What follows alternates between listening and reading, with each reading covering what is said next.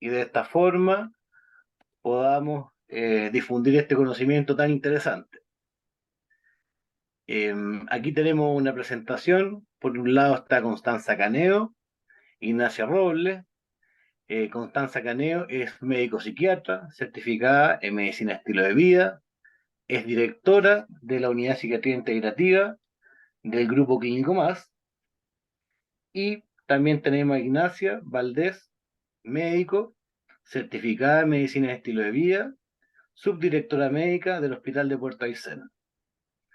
Así que le damos la bienvenida y de antemano agradecerle esta instancia para compartir y seguir generando contenido y red que el espíritu Xochimep sabemos que hace.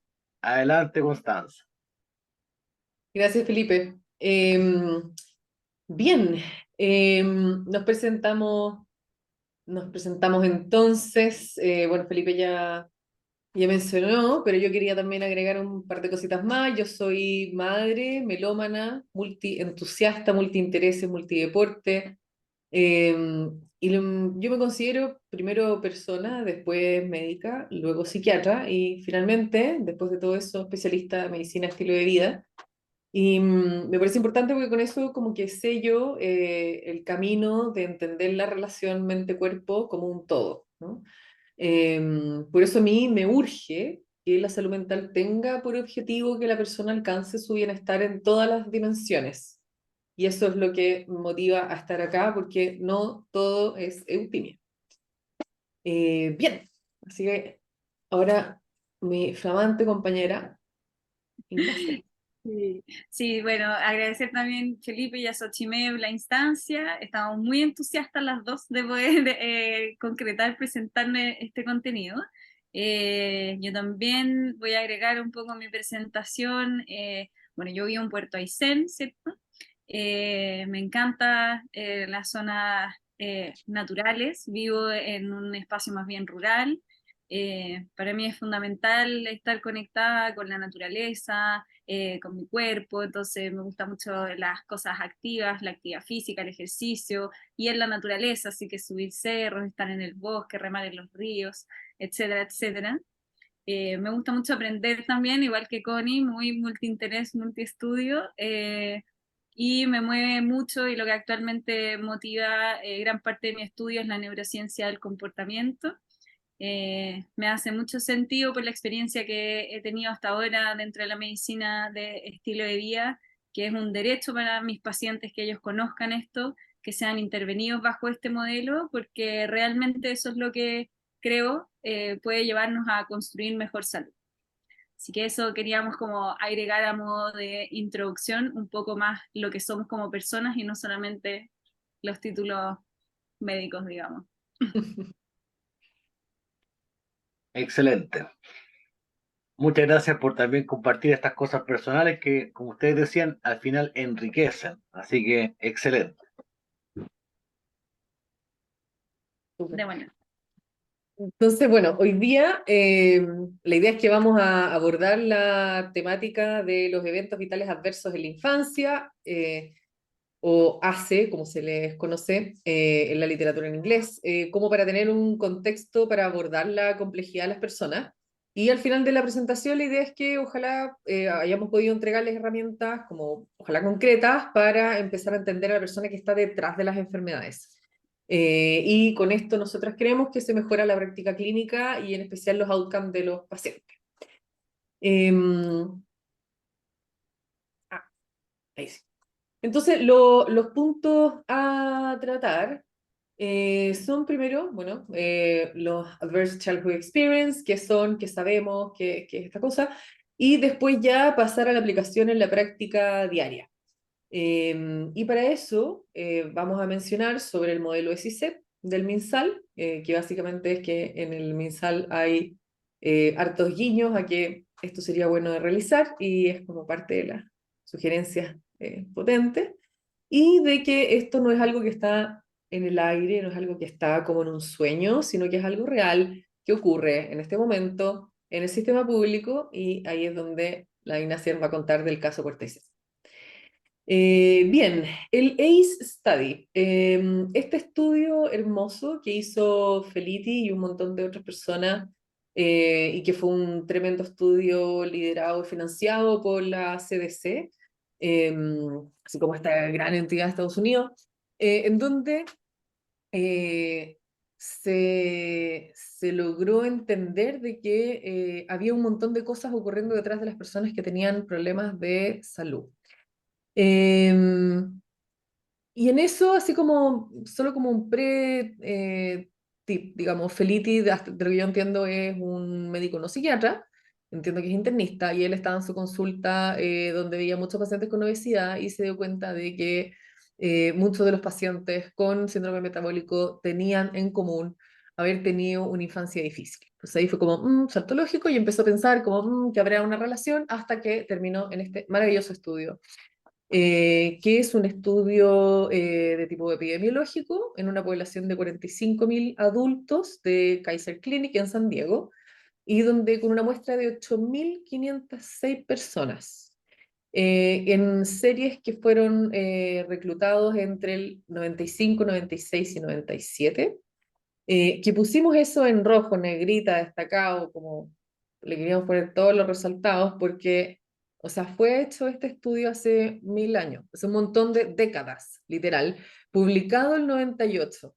Y yo por lo menos conocí este estudio estando en la beca, lo cual a mí me pareció inaceptable, porque es un estudio gigante. O sea, nos metieron el Framingham por todos lados, y cómo puede ser que este estudio no nos hayan contado si tiene la misma calidad, potencia, y nada, pues probablemente tiene que ver con cómo la psiquiatría termina siempre siendo el hermano pobre, y en eso afectando a nuestros pacientes, porque, o sea, que a mí me discriminen de repente me da lo mismo, pero el paciente le ocurren cosas, y es negligente no hacer, no mirar esto, ¿no?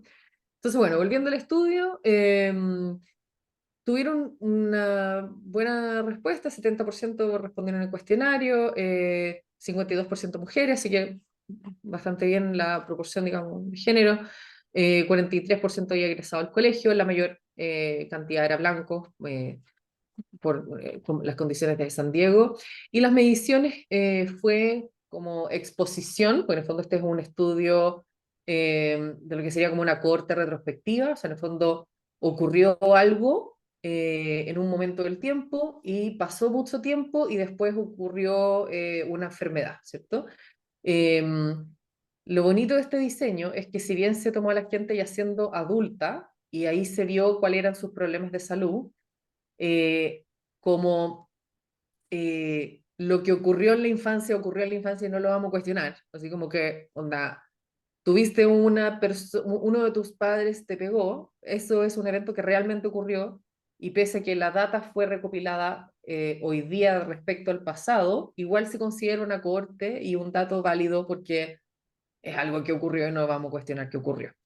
Bueno, entonces la exposición fue hace, o sea, eventos adversos en la infancia de los 0 a 18 años, que puede ser de tipo psicológico, sexual o físico, dentro de los cuales encontramos disfunción familiar, abuso de sustancia, patología mental, en los cuidadores, violencia a la madre, etc. Y en los outcomes tenemos como dos grandes grupos. Está el grupo de los factores de riesgo y el grupo de las enfermedades. En el grupo de los factores de riesgo se analizó la presencia de tabaquismo, obesidad mórbida, sedentarismo, ánimo depresivo, intentos de suicidio, alcoholismo, abuso de drogas, más de 50 parejas sexuales, ITS. Y en enfermedades, infarto, AVE, cáncer, EPOC, diabetes, hepatitis, fractura ósea. Lo que a mí me gusta de esto es que, en el fondo, esto es como la medicina misma, ¿no? Como perfectamente es todo lo que puede estar en los primeros cursos de pregrado. Eh, y ahí está todo incluido y estudiado en este hermoso estudio. Este es el cuestionario, esta es la versión en español, que es la versión que pueden usar ustedes después en su clínica, en donde lo que se le pide al paciente es algo simple, pero quizás complejo, pero simple, que es: dígame o marque cuál de estas cosas le ocurrió. Eso, ¿ya? Pero en un contexto de una consulta, en un contexto como en el que está con un otro, y donde ahí también uno como que da el espacio para que se pueda hablar de esto, ¿no? O sea, en el fondo no es como que uno le pasa el papel al paciente como, oye, lléname la cuestión y lo sumáis, no, sino que uno hace una intro, ¿no? De, oye, esto es importante, ¿no? En relación a este estudio, y la idea es que ahí entonces el paciente puntea esto. Alguna vez pregunta, sintió que no tenía suficiente para comer, tenía ropa sucia o no tenía nadie que lo protegiera, y otra sería, por ejemplo, vivió con alguien fuera, que fue a la cárcel, y otra como eh, sufrió que alguien lo golpeara, pateara o lastimara. Menciono esos tres porque la primera suena, y quizás esto va a ser un poco polémico, pero suena como si fuera menos relevante que lo de haber sido golpeado, ¿no? Porque estamos más acostumbrados de cuando hablamos de abuso infantil en torno a la violencia concreta, visible de puño. Pero acá lo interesante es que cada punto es igual de relevante. O sea, ya el hecho de haber estado en un desarrollo en condiciones socioeconómicas de precariedad, de riesgo psicosocial, sería igual de relevante en el fondo que lo otro. Y eso en el fondo abre una mirada distinta para la abordaje de los pacientes.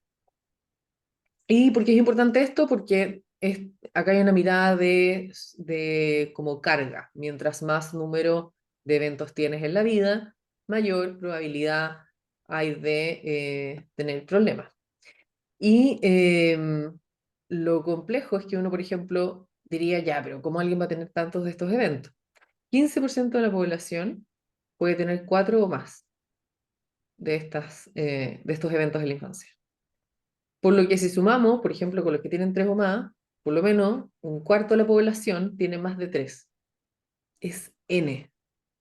Y vamos a ver que esto es problemático porque hay una relación dosis-respuesta en la cantidad de eventos vitales adversos en la infancia con distintos factores de riesgo que son los que vemos desde primer año, ¿no? De nuestro pregrado, como fumar, obesidad, sedentarismo.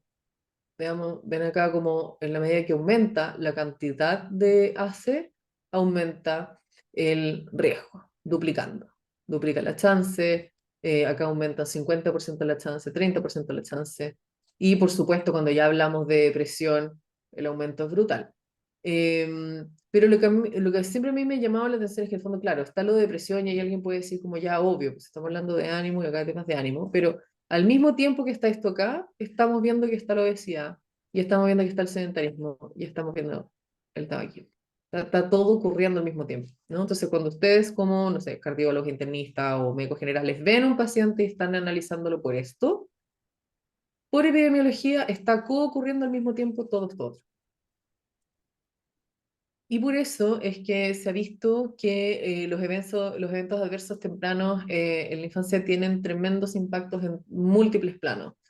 Se ha visto que, por ejemplo, hay más exposición a TEC, fracturas, bueno, por supuesto, salud mental, dificultades en la salud materna, ¿no? Problemas como embarazo no deseado, no planificado, complicaciones obstétricas, muerte fetal, infecciones de transmisión sexual, cáncer y diabetes, alcohol y uso de drogas, y acá interesante cómo está también un impacto en las oportunidades. Y eso es algo súper interesante que también vamos a ir un poco como recogiendo acá y contando de que eh, si yo por eventos adversos en la infancia no tengo las mismas oportunidades educacionales, ocupacionales o de ingreso para poder realizar la vida, sin duda va a haber problemas en las otras cosas. O sea, ¿cómo voy a comer bien, ¿no? Si tengo, no sé, ¿no? Si tengo temas educacionales, o tengo privación, ¿no? O simplemente no tengo las lucas, o sea, simplemente, ¿no? No es simplemente, pero no tengo las lucas, ¿qué voy a hacer, no? Entonces hay múltiples variables que están linkeadas a los eventos adversos en la infancia. Y no es algo teórico, sino que es algo, o sea, solo teórico como que pareciera relevante, sino que es más que relevante, además de relevante, hay fundamento epidemiológico sólido que lo respalda.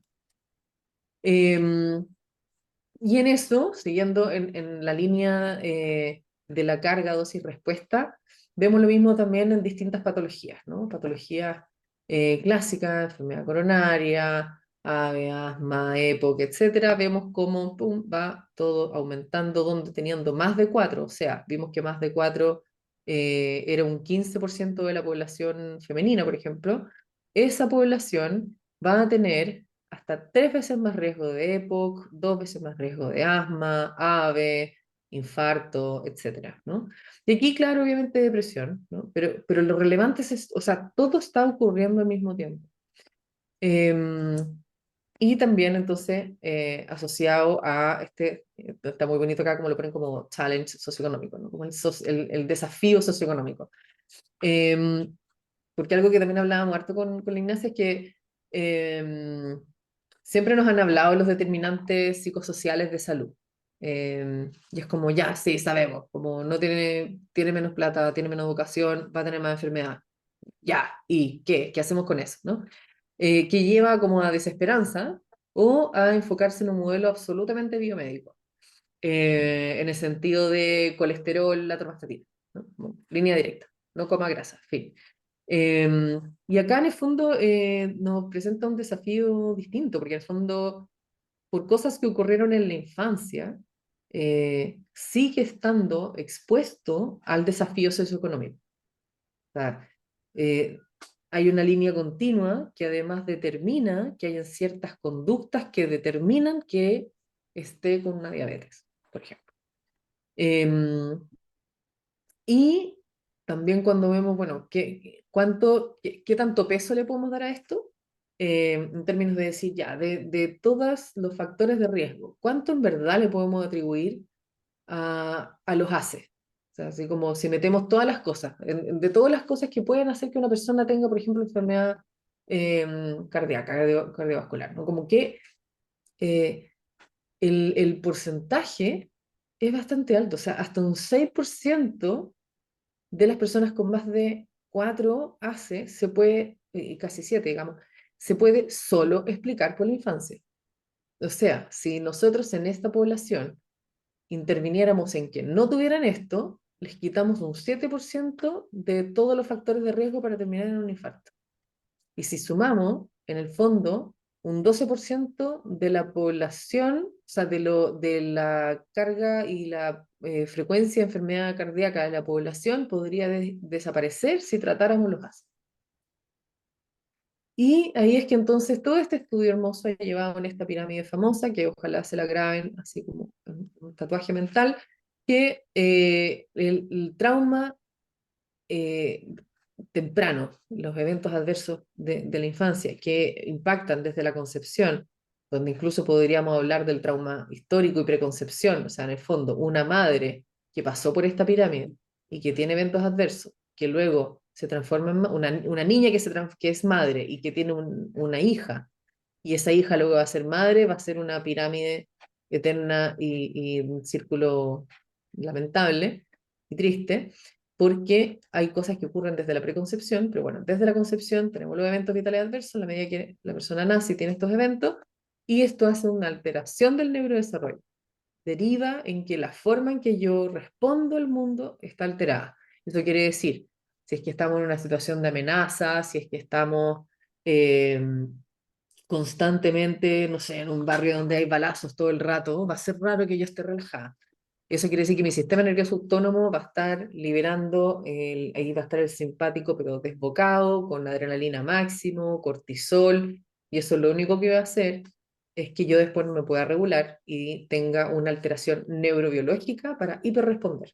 Y por lo tanto, eso haga que termine con muchos problemas porque no logre tener una adecuada adaptación social y emocional cognitiva al mundo, a los desafíos del mundo. Entonces, sobre reaccione desde distintas eh, problemas de distintas veredas, pero por una causa neurobiológica. ¿Ya? Y eso, por supuesto, que lleva a tomar ciertas conductas inadecuadas o no saludables, ¿cierto? Entonces, por ejemplo, si es que hay una persona que está todo el rato con una amígdala disparando, todo el rato y la amígdala está ahí alertando y activando todo el sistema nervioso autónomo y está todo el sistema límbico irregulado, y tengo alcohol a la mano y veo que todo el mundo toma alcohol, ¿por qué no voy a tomar alcohol? Si sé que el alcohol me calma, como que ¿cuál es la lógica de no tomar alcohol en ese contexto? Y ahí sabemos todo lo que pasa después.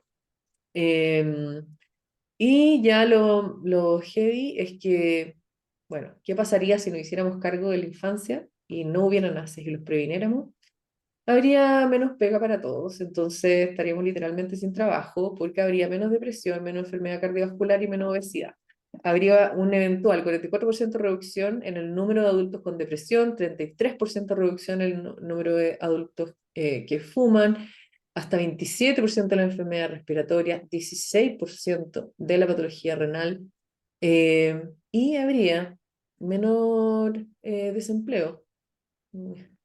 Sería bueno como mandarle la presentación a algunos políticos, ¿no? Como que en el fondo la salud puede impactar en muchos lados, o sea, como que estaríamos previniendo o disminuyendo problemas fundamentales, ancilares de la medicina. E incluso si vamos más allá, la mirada de trauma, del impacto de la historia adversa, incorporada a la forma de manejar y de tratar, eh, puede generar muchos cambios en nuestra práctica clínica. Y ahí es donde está como estos principios del Trauma Informed Approach, como el abordaje del paciente informado en trauma, que no implica que uno tenga que saber de estrés postraumático ni de trauma, no significa estar entrenado necesariamente en técnicas de manejo, sino como que ya estén acá y que sepan que esto ocurre, ya cambia la conducta. Porque la idea es que los cuidados en salud informada en trauma sean conscientes de la importancia de esto y que por lo tanto la importancia de que el lugar de atención clínica sea un espacio seguro para el paciente, porque puede que le esté ocurriendo todo lo que hemos hablado cuando va a consultar, comillas, simplemente porque tiene obesidad. Tiene que además ser sensible, y ahí es donde sí viene el entrenamiento del personal, pero nuevamente no en la línea, y por eso lo repito, porque a veces como que algunos se asustan y es como, yo no soy psiquiatra, yo no voy a tratar estrés postraumático.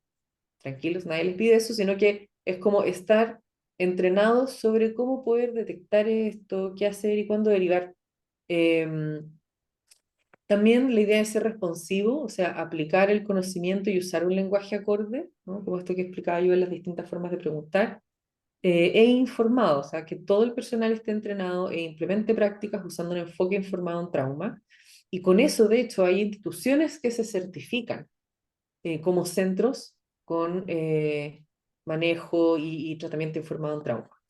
Entonces, la idea es que está este espacio de seguridad donde las decisiones son conversadas, hay como una lógica de conversar con transparencia las indicaciones, hay apoyo entre los mismos pares. Igual es muy parecido como a la mirada MEV, como que MEV no es como llévate la receta y que te vaya bien, sino como qué pasa, qué opinas, cambio motivacional, en qué está y con confianza. Entonces, igual probablemente hacen muchas de estas cosas sin darse cuenta que desde la perspectiva de trauma son muy necesarias. Bueno, entonces también está este otro tema como el empoderamiento, ¿no? Que otro tema que también es muy bonito de MEF, como nosotros a través de estas intervenciones les estamos equipando, les estamos dando herramientas a los pacientes para que puedan eh, hacer propio su camino de salud. Eh, y por eso, si vamos como ya, así como más allá de los AC, también queríamos nosotros contarles de cómo hay como como que podemos salir del concepto como de la mente como encerrada en la cabeza, ¿no? Y ahí te doy la palabra, Nacha.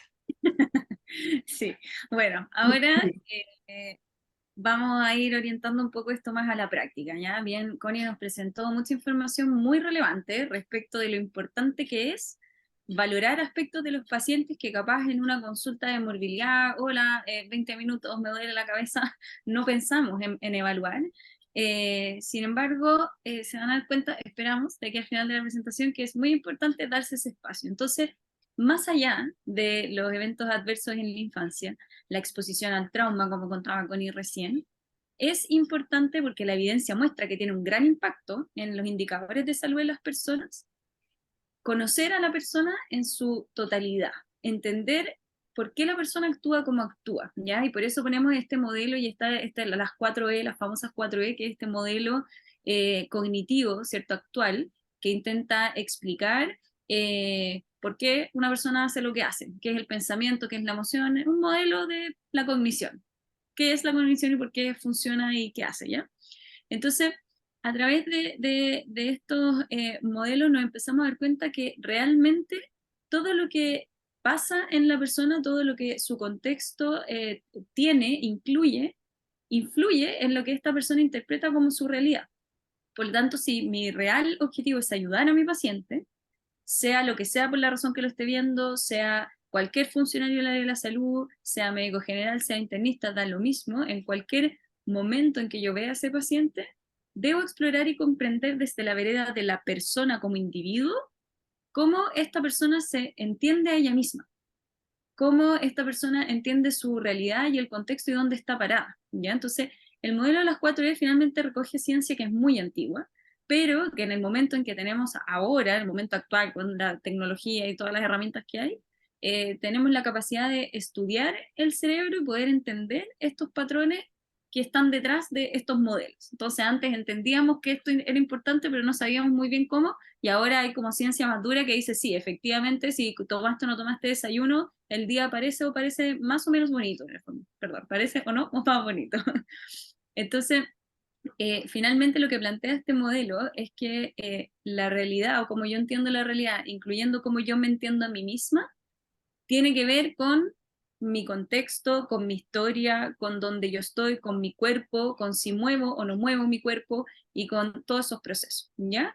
Entonces, finalmente, entender esto nos va a permitir también entender el comportamiento de nuestros pacientes y poder ayudarlos de mejor manera, ¿ya? Entonces, también sería interesante que esto lo pensaran como en algún momento después, capaz, hacia ustedes mismos, como sin ir más lejos, tomarse un momento para comprender qué significa esto en ti mismo. En el fondo, cuánto influye tu historia, cuánto influye lo que hiciste en la mañana en cuanto al comportamiento con tus pacientes, cuánto influye el dormir mal, el dormir bien, cómo se siente esto para ti en tu día a día, ¿ya? Y al menos eso fue algo importante cuando yo fui aprendiendo esto, cómo cambiaba esta perspectiva interna cuando fui aprendiendo el modelo, ¿cierto? Entonces, es importante mencionarlo para entender que en la práctica clínica, saber evaluar estos procesos va a ayudar a que podamos comprender mejor a nuestros pacientes y entregarles mejor indicación. Dale nomás, Connie. Y ahí viene un poco la bajada, ¿cierto?, a el mundo real, el mundo real Chile. Me imagino, espero algunos ya conozcan esto, capaz los que trabajan más en el ámbito privado no es tan conocido, para nosotros yo trabajo en el sistema público, entonces estos modelos llegan a chorrera, las normativas ministeriales, y ya tiene que andar leyéndolas, pero este me llamó mucho la atención, ¿ya? Que es la estrategia de cuidado integral centrada en las personas para la promoción, prevención y manejo de la cronicidad en contexto de multimorbilidad. Un texto que uno dice, ¡oh, qué largo el título! Pero muy importante. ¿Por qué? Porque es el primero en su clase, en el sentido que es el primero que enmarca que nuestro país tiene que empezar a cambiar la forma en que hace la salud.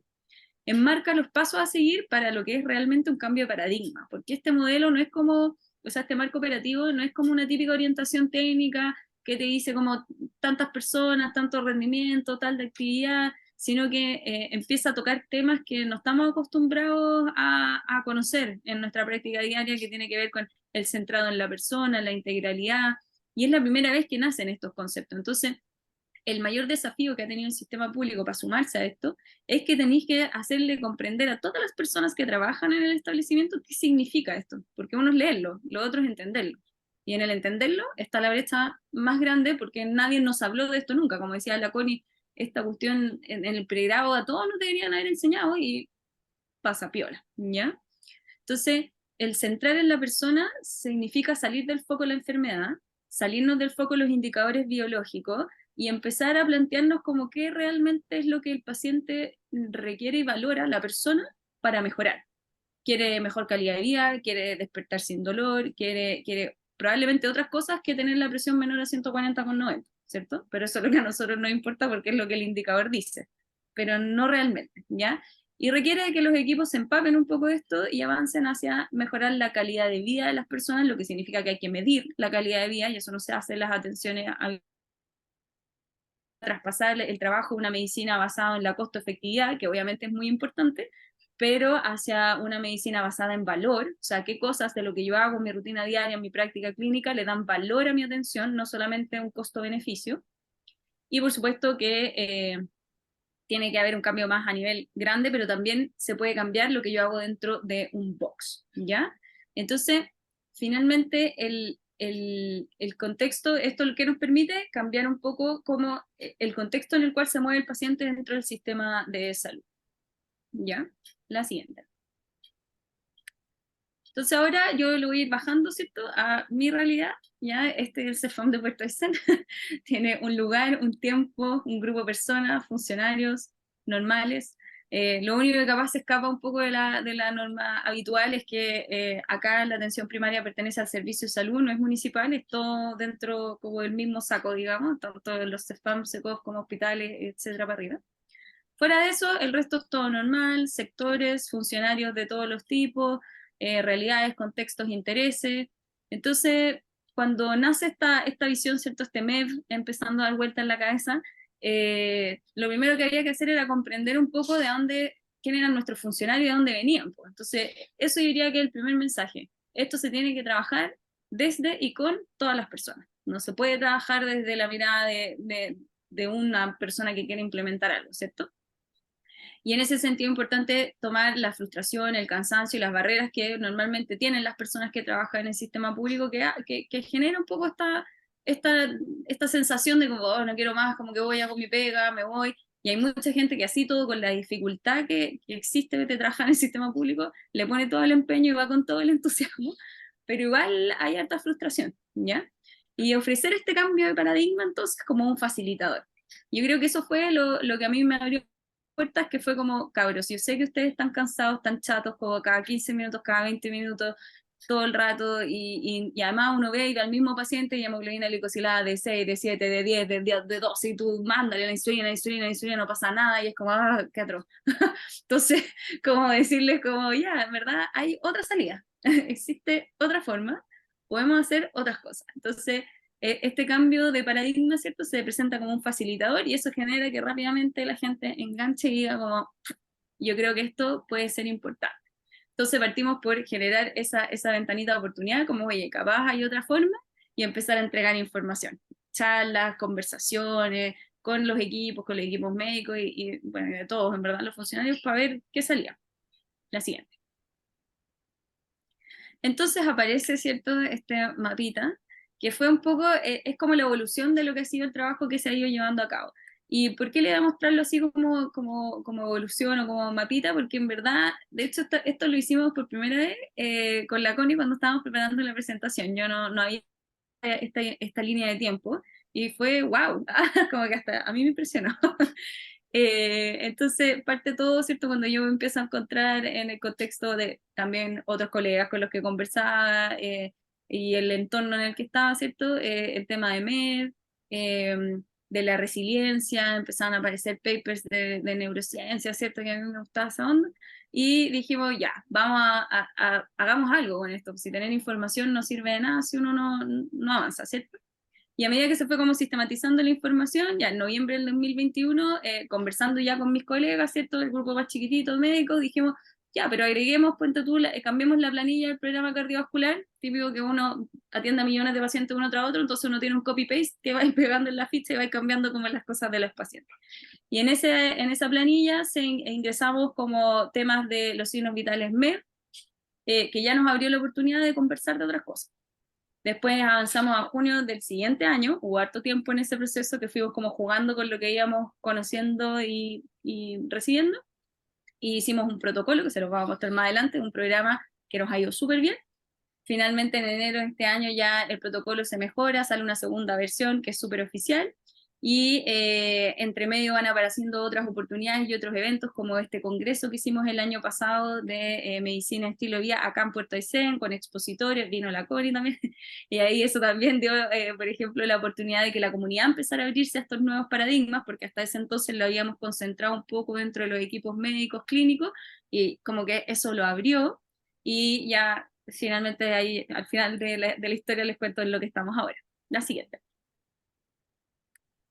Entonces, si se dan cuenta ahí, por ejemplo, esto era para mostrarle la planilla cardiovascular típica que nosotros usábamos y cómo se fueron agregando, ¿cierto?, el tema de los hábitos actuales, que más que, o sea, eso nos entregó Insuma a nosotros porque íbamos haciendo consejerías inmediatamente, pero también nos permitió hablar de otras cosas.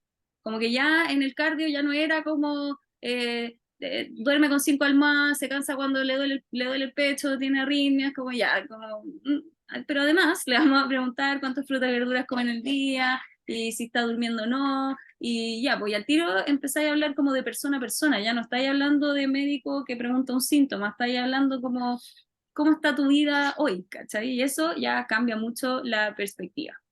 Dale, Vasco. Y aparece, ¿cierto?, este protocolo, que esta es la versión como final, la del 2023, que nosotros partimos con el tema de la actividad física porque ahí estaban las oportunidades realmente. Entonces, en este análisis como de cómo empezamos, qué es lo que hacemos, tiene que ver con los factores facilitadores que uno tiene, ¿ya? Entonces, nosotros partimos con la actividad física porque acá en Puerto Aysén hay un polideportivo municipal gigantesco, que depende de la Corporación del Deporte, que tiene hasta piscina temperada, es maravilloso. Y teníamos buenas migas con el alcalde, entonces fue como, señor alcalde, hola, queremos hacer esto, bien, el hospital nos apañó, y lo bueno es que empezó a ser muy transsectorial, como dice el nombre, porque teníamos como este CESFAM, donde estaban los médicos que indicaban, teníamos este hospital, donde estaban los kinesiólogos que estaban muy motivados de recibir a los pacientes y hacer esto. Uno de los kines es magíster en fisiología clínica del ejercicio, entonces sabía perfecto cómo hacer las FIT, las prescripciones, la cuestión, y teníamos una municipalidad muy activa que, oye, sí, usan el polideportivo, obviamente hubo un convenio de por medio, evidentemente, pero en el fondo entre los actores se las fueron arreglando. Y porque esto también, y lo que quisimos poner aquí es importante, enfocado como en la práctica clínica de una persona, porque desde cambiar la forma de interactuar con el paciente, fueron surgiendo estas ideas. No fue algo como aislado, ¿cachai? Entonces, desde partir con involucrarnos con las personas de manera distinta, fue como ya, o sea, si yo le estoy preguntando estas cosas, ¿cómo no le entrego una herramienta para solucionarle estas cosas?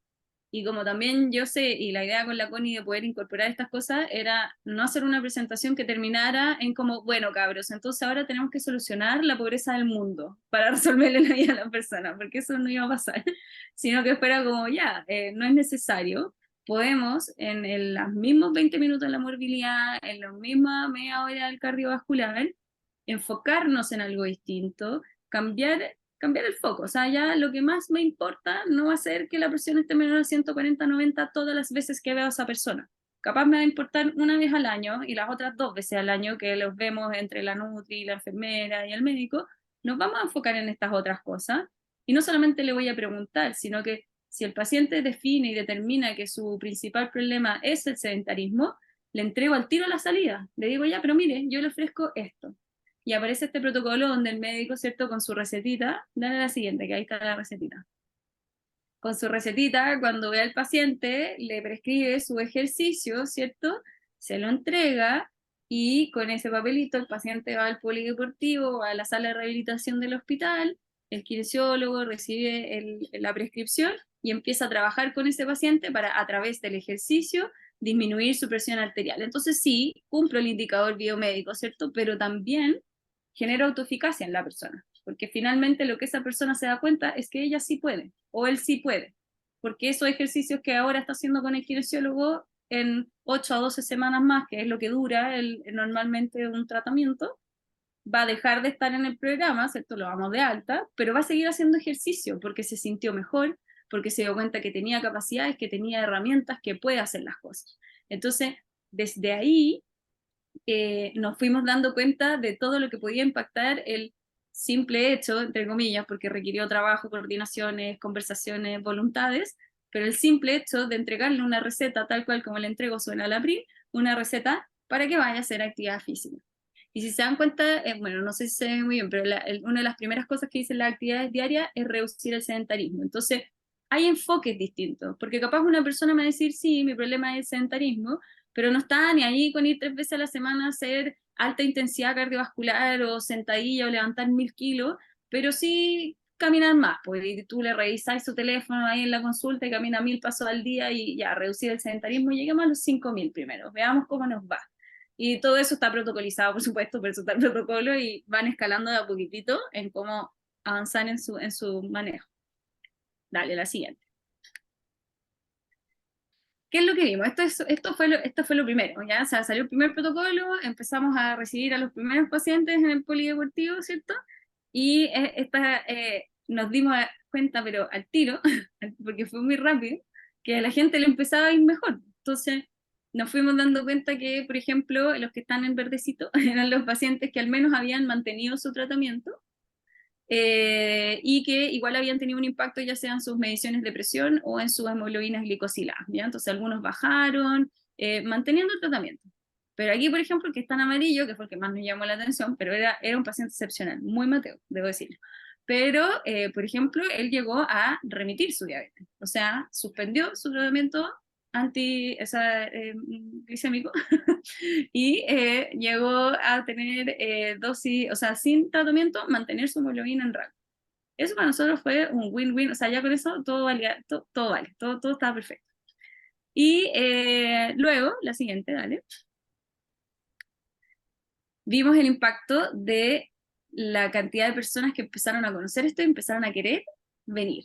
Entonces, claro, ahí vemos el primer año que fue tipo piloto, digamos, donde teníamos estos 20 pacientes que son más o menos los de la tabla y lo que fuimos revisando. Y ahí sucedió otra cosa muy interesante, que las personas que empezaron a unirse a este movimiento, digámosle, empezaron a decir, ya, pero necesitamos más información. Y una de mis colegas, mi amiga además, mía, postuló al curso de Exercise Medicine del MEDS, que es como la introducción a la actividad física, la prescripción de actividad física, para que se nos dieran cupos a través del PAC, que es el método de capacitación del sistema público que va con Lucas Asociados. Y no, eso salió bien, entonces para el 2023 teníamos ya 20 cupos para capacitar a personas, ya cualquier persona que quisiera. Y 20 personas se capacitaron. La gran mayoría médicos de atención primaria, o sea, actualmente el 80% más o menos de la dotación de médicos de atención primaria de Puerto Aysén hizo el curso, y nosotros les pedimos como requisito para entregarles el talonario, el recetario, que tuvieran el curso aprobado. Entonces ellos hacían el curso, mandaban su certificado, nosotros le entregábamos el talonario. Y con eso, ellos, como pueden ver en los números, evidentemente la derivación aumentó muchísimo y actualmente estamos manejando esa cantidad de pacientes dentro del programa. Entonces, ¿qué significa esto? Imagínense que Puerto Aysén tiene una población de 25.000 personas. O sea, con esos números, si asumimos que las personas no se repiten, vamos a poder haber visto al menos una vez a la población no mucho tiempo. Y el impacto que eso tiene para que las personas que tienen enfermedades crónicas comprendan la capacidad de autogestión, de autoeficacia que tienen en cuanto a su salud. Entonces, en verdad, esto para nosotros ha sido una muestra de que como entre todos, en conjunto, pudimos construir algo que además la comunidad valora mucho. Daño nomás.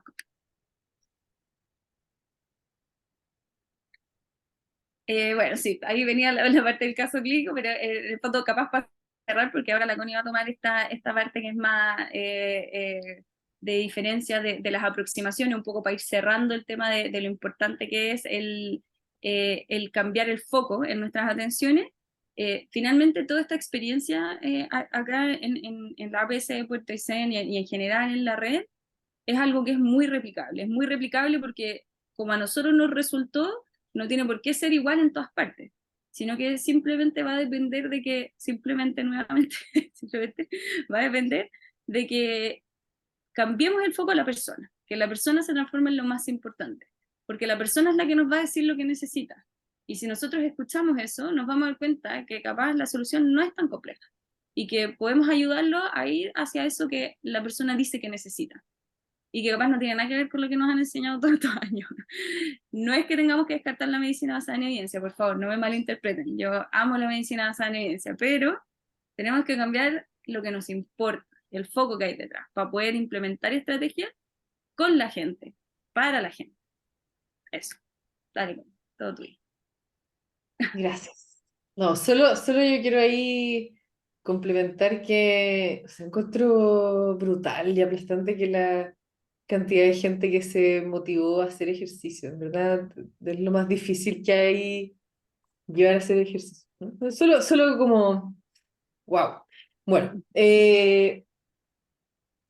vamos a hacer una comparación entre lo que sería como la medicina, comillas, convencional. En el fondo, cuando en la presentación yo les decía, bueno, yo soy como eh, mujer, médica, psiquiatra y luego lifestyle, es porque en el fondo, como decía la Ignacia, no es que estemos diciendo como no al otro, sino que es como, este es un agregado que viene a modificar lo que ya sabemos, ¿sí? Entonces la idea es comparar como lo que sabemos como lo que se hace habitualmente, las guías, etcétera, y de ahí, ¿qué pasa cuando metemos esta mirada?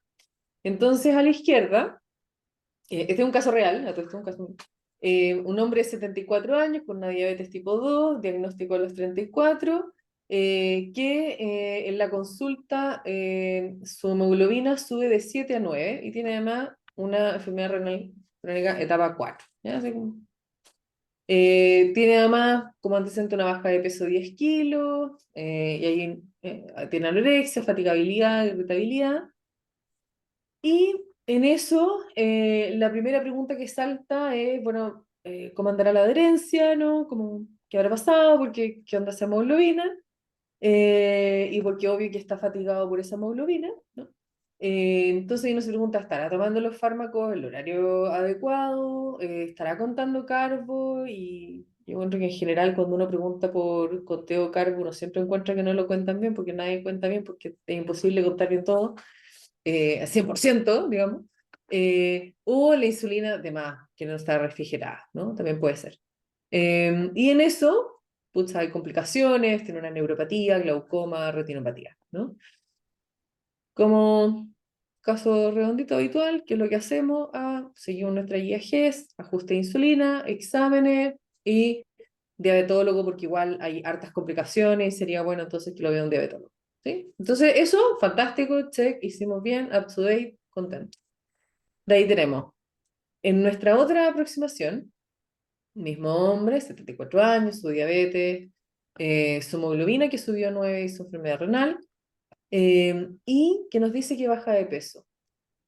Y en la baja de peso, en vez de evaluar al tiro síntomas asociados, vamos a ir a indagar en conductas, ¿no? Y nos damos cuenta que tiene una dieta alta en carbohidratos simples, porque está cortoluca y come tallarín, arroz, y además nos damos cuenta que tiene muchas conductas de sedentarismo, pero además de fatigabilidad, así como que el día se le hace difícil progresivamente. Y además que hay aislamiento social y aparece irritabilidad cuando se menciona, o como que hubiera irritabilidad y al mismo tiempo aislamiento social, pero en el fondo una persona que está aislada, sedentaria y comiendo mucho carbo simple. Y ahí entonces, dado que conocemos los ACE, decimos, bueno, a ver, esta persona tiene enfermedades crónicas importantes, tiene conductas poco saludables de su cuidado general, tendrá ACE elevado, cuestionario, y efectivamente tiene 5 eventos vitales adversos en la infancia, como trabajo infantil, pobreza y violencia intrafamiliar, entre otros, ¿no? Y ahí entonces viene bueno, eso fue lo que pasó antes, ¿qué estará pasando ahora? Siguiendo la misma lógica, ¿no? Cosas que puedan estar perpetuando esta situación. Y bueno, el contexto es que es viudo jubilado, y de hecho por ser viudo jubilado hace poco, quien era corresponsable de su tratamiento era su señora, entonces estaba acostumbrado a que era ella la que se hacía cargo de eso, porque a lo largo de su historia no había aprendido a ser él el agente que cuidaba de sus cosas. Entonces, desde su viudez, dejó de tener un buen control y la jubilación solo vino a potenciar no solamente menor capacidad económica, eh, sino también el aislamiento, ¿no? Entonces ahí empieza a haber una situación netamente social, ¿cierto? Lo puedo decir como eh, estado civil, ¿ya? Pero que impacta directamente en aislamiento y donde el aislamiento termina impactando directamente en sedentarismo y eso deriva entonces en que tenemos la hemoglobina alterada. Lo bueno es que al menos tenía alto capital social, ¿no? Que lo bueno es que en el contexto no se puede encontrar cosas buenas. Está en un barrio seguro, que tiene un polideportivo, o sea, que puede hacer cosas, ¿no? Y además es candidato al programa, fantástico.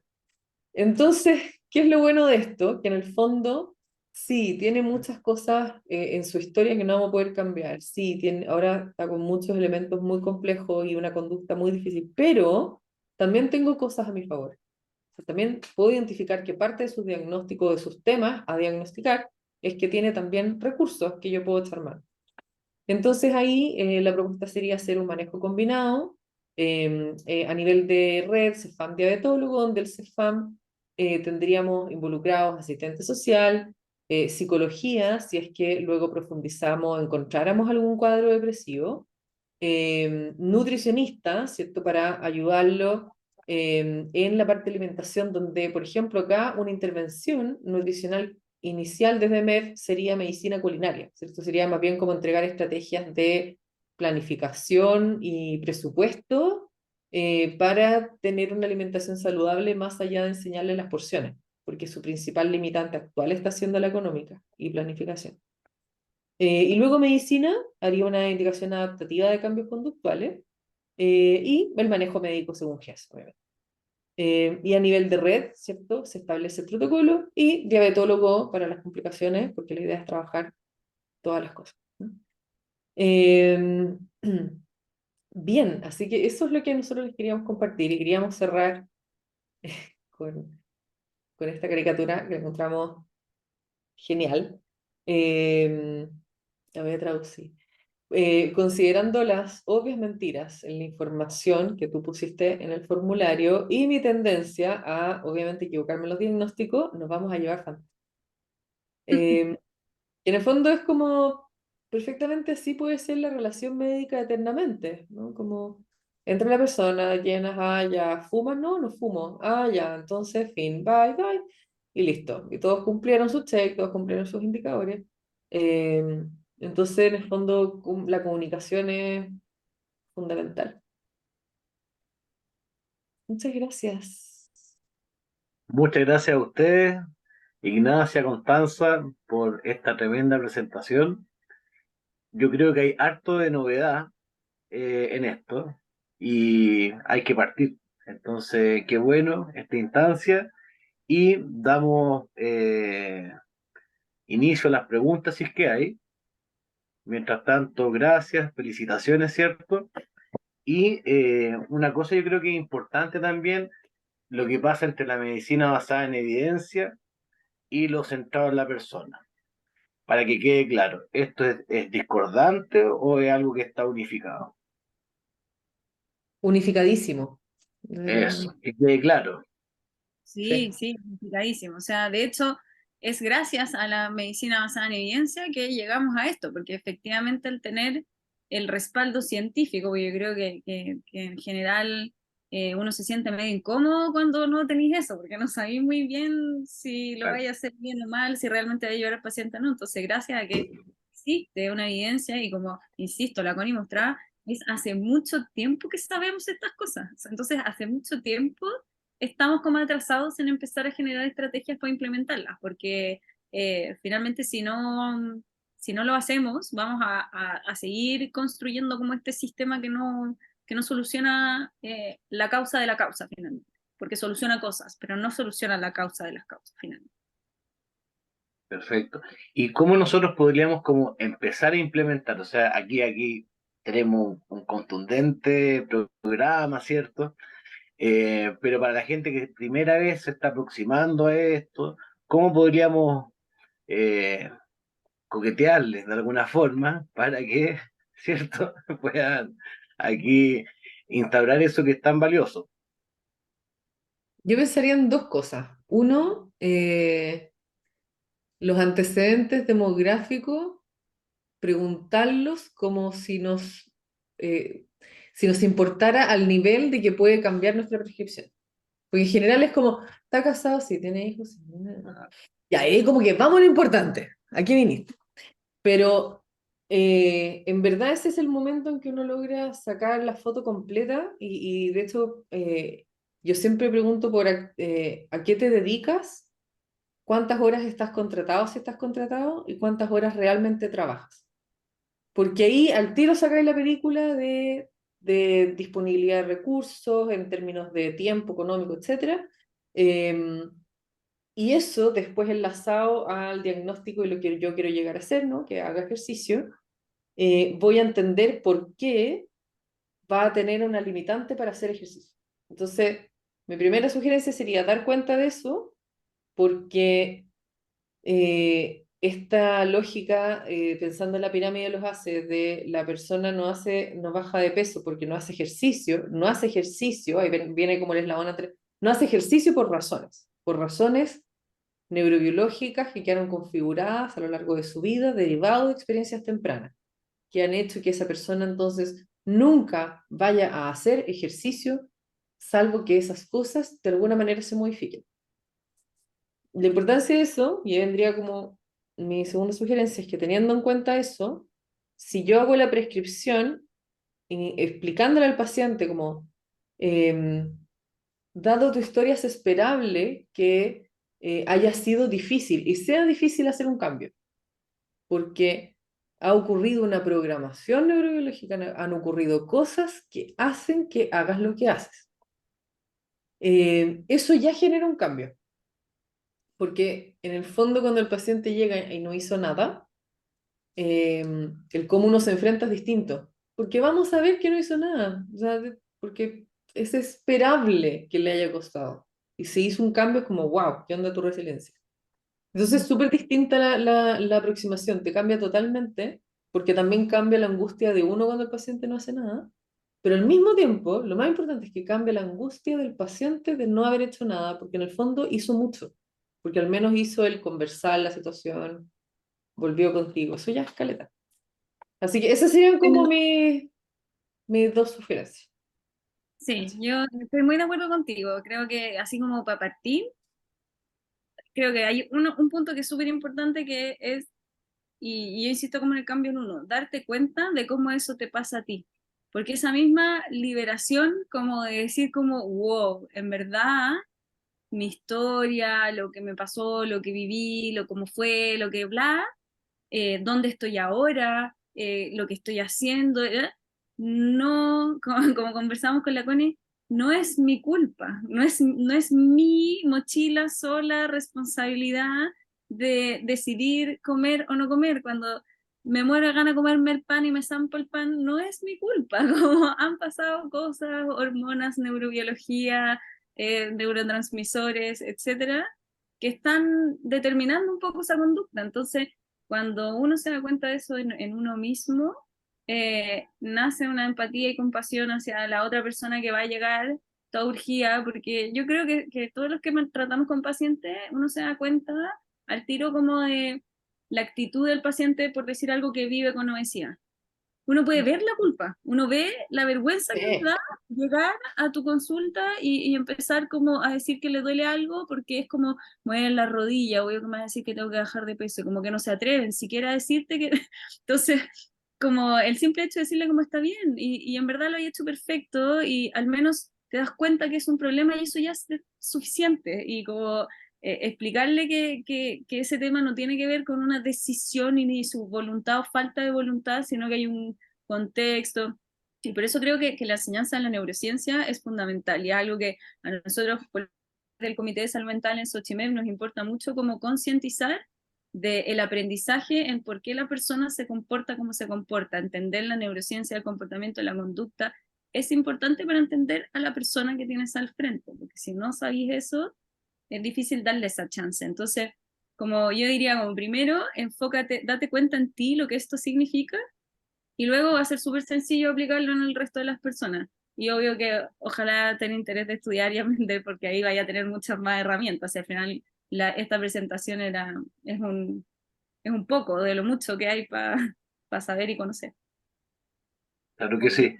Y ¿Puedo una hablar yo cosa un que poquito? también alguien, Bueno, hola. Esperanza, ¿cómo? Por supuesto, No, soy la imagínate cómo María tu Los nombre. Ángeles. Soy Ah, la María chuta. Los Ángeles, pero dice Esperanza. Ya, Oye, súper interesante lo que están hablando. Yo no tengo mucho conocimiento desde la parte médica, pero sí como paciente.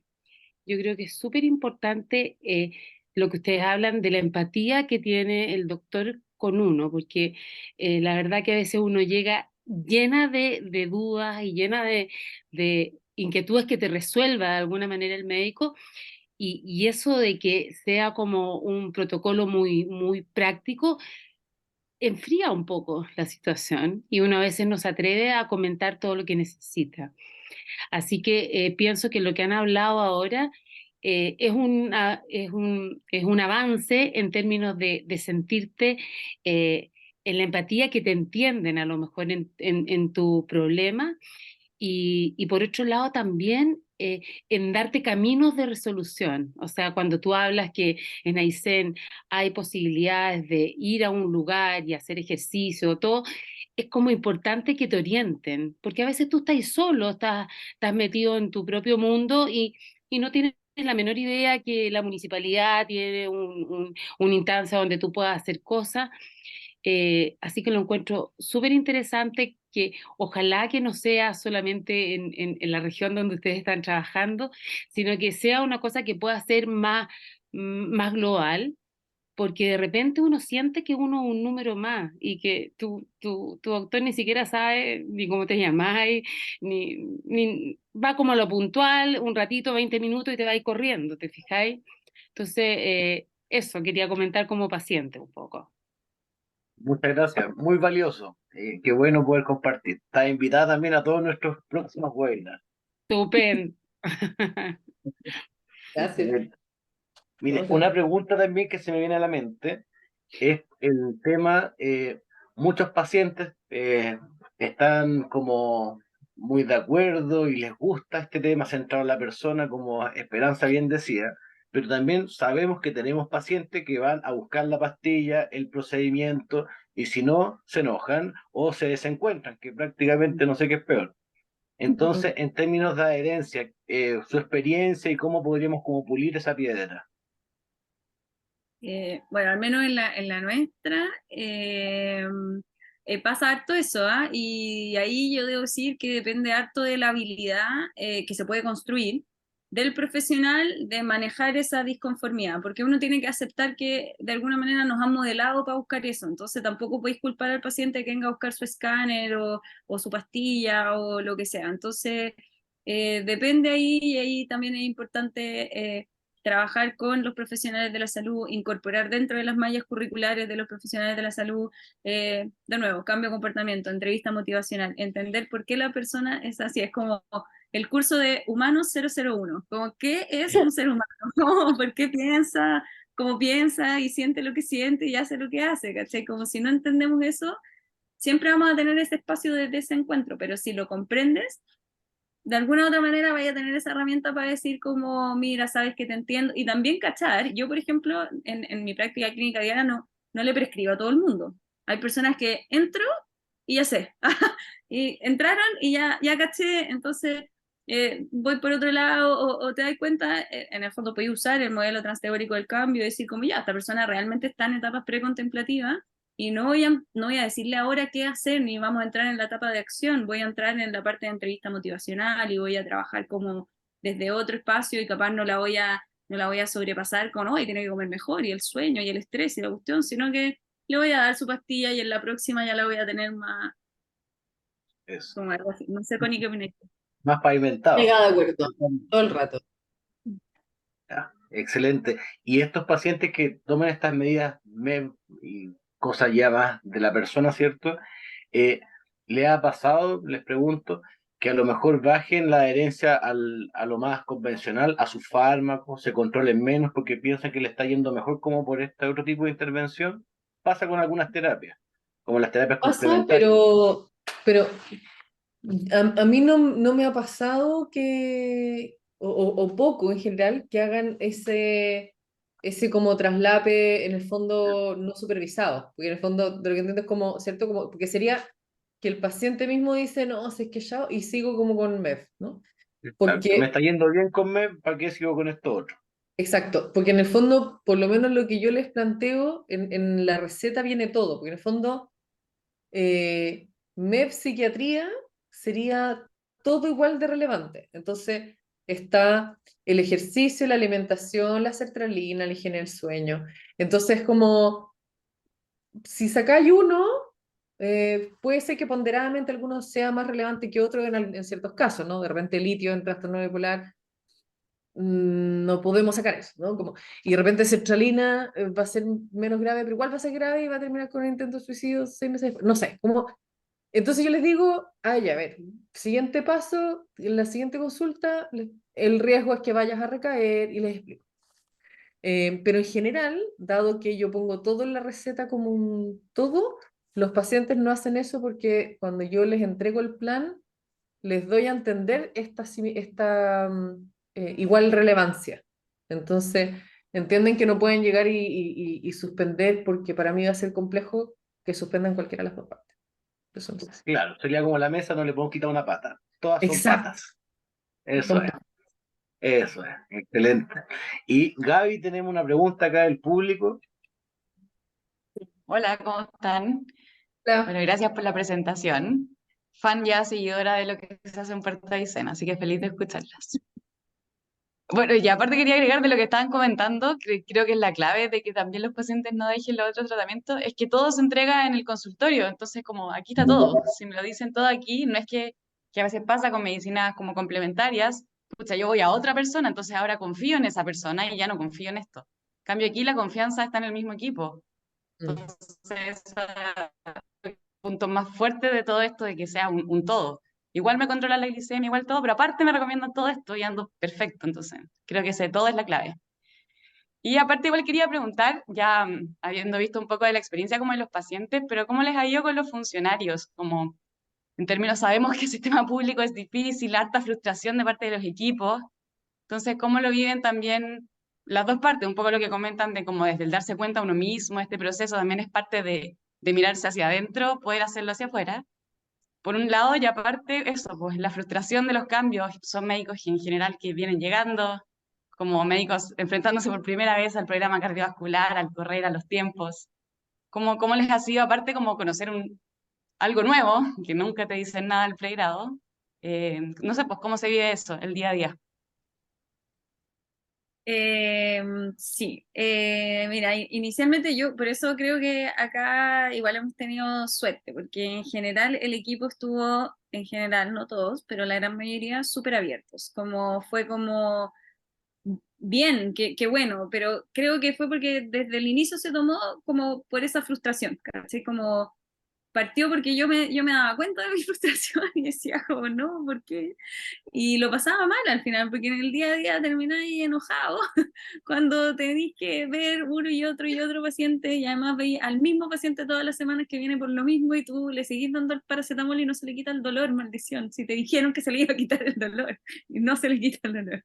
Entonces, desde esa mirada fue como, yo sentí que lo tomaron como una salida. Entonces, en ese sentido, no hubo tanta resistencia. Ahora, por ejemplo, en nuestro caso, y fue nuestro caso, hubo más resistencia en el equipo no médico. Yo creo por una cosa de cercanía mía, en el fondo, porque acá, bueno, ustedes no sé si cachan, pero en el fondo lo de EF, como que uno tiende a ser familia siempre, porque te vas a un lugar lejos donde normalmente estáis solos por primera vez, entonces como que te apiñáis. Entonces, en general éramos amigos intentando encontrar la solución a un problema, ¿cachai? Entonces, por ahí hay ciertas como lealtades distintas. Pero sí hubo un poco de dificultad porque les cambié los sistemas. Pues obviamente, si tenían una enfermera, una nutri que han trabajado toda su vida bajo la misma forma, llegar y decirles como ahora vamos a trabajar de esta forma es difícil. pero creo que la manera de abordar eso es primero siempre planteándolo como una opción, en el sentido de que no es una obligación, no es una instrucción, y recibiendo un poco lo que ellos te cuentan, porque hay una razón por la cual ellos no quieren o generan ese rechazo. Entonces, siempre en la conversación es donde vaya a encontrar el punto de encuentro. Entonces, yo creo que, por lo menos en nuestro caso, ha sido muy provechoso como si hay una persona que está así como, ay no, y esta cuestión ya es más trabajo, y tengo que llenar otra planilla, y otro papel, y no sé qué, es como ya, pero ¿dónde está la dificultad, cachai? Como conversemos, ¿cuál es tu barrera? Al final como que fuera un paciente más. Y lo que sí creo que nos falta, y nos falta harto, es en implementar estrategias MEP para los funcionarios, porque los hábitos saludables dentro del equipo de salud, eso está inexistente. Entonces creo que eso es el siguiente desafío, además porque o sea, son abismantes los números de ausentismo, licencia, problemas socioemocionales físicos de los funcionarios de la salud, al menos en el sistema público. Entonces creo que es algo que se tiene que abordar de manera urgente, urgente. Totalmente de acuerdo. Yo solo quiero No hay más agregar que preguntas. yo no estoy en Puerto Gracias. Aysén, solo quería agregar ese, yo no estoy en Puerto Aysén, yo estoy en Santiago, pero yo estoy en la primera unidad de psiquiatría integrativa que arma psiquiatría de estilo de vida, em, donde ahí está el Felipe, acá el flamante coordinador de la presentación. Y lo que sí, lo mío es totalmente distinto en el sentido de privatemia, o sea, como privatemia, Santiago, Las Condes, o sea, como todo dado para ser feliz. Eh, Pero y no. aún así, eh, nada, pues hay harto sedentarismo en el equipo igual y otras cosas, ¿no? Porque somos humanos, pero también esto de entrar en uno y compartir dentro del mismo equipo los cambios que hemos tenido nosotros como personas también ha sido bueno. Y hemos generado no sé, como un co-cambio, así como equipo. Yo creo que literalmente a lo largo del año y medio que llevamos ha habido un cambio en los hábitos dentro del equipo, tanto a través de el darse cuenta de lo que le pasa al otro y que lo conversamos en los pacientes y vemos cómo los pacientes cambian y nos mandan felicitaciones y después como, ¡ay, qué heavy! Todos estos pacientes han cambiado con esto y de repente alguna de nosotros empiezan a hacer más ejercicio. Entonces, efectivamente está eso que decía la Nacha, como de lo que te pasa a ti, después llega al paciente, lo que le pasa al paciente, te llega a ti. Ese fue al menos el impacto funcionario de nosotros y de hecho ahora hay como más permeabilidad por parte de los que coordinan el centro clínico en el que estamos nosotros, que es Grupo Clínico Más, ¿sí? Para hacer intervenciones ecológicas, por ejemplo. Como, ¿cómo podemos hacer para que la sala de espera sea más amena? Ya es amena, pero como que pueda tener una lógica un poquito más emocional, de que sea un lugar seguro, por ejemplo. Eso es una intervención ecológica pensado en los pilares MEP de lugares que uno habita. Y muy 4E, porque en el fondo el contexto Muy importa. cuatro. Sí. Totalmente. Y este contexto yo creo que está bastante bueno, porque aquí tenemos una felicitación de Antonia Belén Tapia Sazo. Muchísimas gracias por la instancia, impresionante. Saludos desde una estudiante de pregrado que queda motivadísima con todo lo que nos transmitan. Y nos mandó hasta un beso a ustedes. Así que les doy un beso.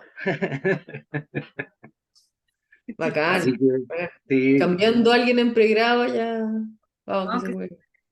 vamos que se puede. Así Bacán. que bueno, eh, estamos en la hora, estamos redondeando temas y por supuesto que vamos a seguir trabajando en el Comité de Salud Mental, bueno, y en los otros comités. Algo que quiero rescatar también es el tema de la experiencia de todo este marco teórico, después muy aplicable, y es el contexto que va a tener el Congreso que estamos organizando como Xochimilco, desde la práctica, de la experiencia, poder no solamente filosofar con bases científicas, sino que también ver cómo lo aplicamos en la clínica y también cosas que son de persona. Eso es muy importante, de persona a persona. Ese es un gran mensaje y yo creo que lo compartimos y por eso estamos acá hasta ahora y hasta sonriendo. Exacto. Muchas Genial. gracias Así que, por tu moderación. Estuvo muy bueno. Sí, buenísimo. gracias. Muchas gracias, muchas gracias. Así que bueno, esto va a quedar grabado, ¿cierto? Y después, bueno, pueden compartir el enlace y más adelante también vamos a seguir compartiendo en otras instancias. Así que muchas gracias, les mando un abrazo a todos los asistentes y por supuesto a ustedes que se pasaron. Muchas gracias a ustedes. Gracias. Gracias. Abrazo. Buenas noches, Chao. un abrazo. Chao, chao.